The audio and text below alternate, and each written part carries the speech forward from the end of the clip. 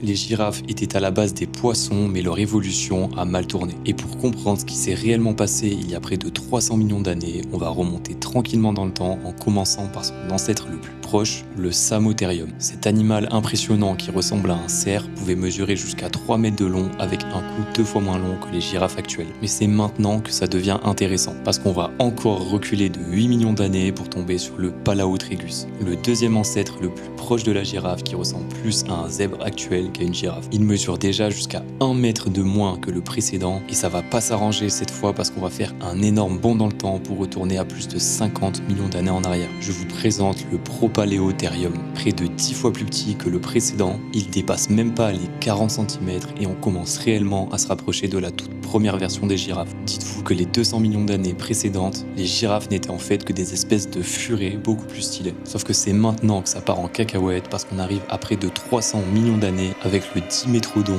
aka le monstre à voile. Et c'est lui qui va faire la toute première transition avec la première girafe aquatique, la Sémouria, qui elle-même a tout juste suivi le Tiktaalik, qui était le tout premier poisson capable de soutenir son poids sur la terre ferme il y a près de 375 millions d'années. Et nous arrivons enfin à la toute première version de la girafe. Je vous présente le Panderictis, un poisson allongé de près de 1,5 m de long, soit à peu près l'équivalent d'un cou d'une girafe de nos jours.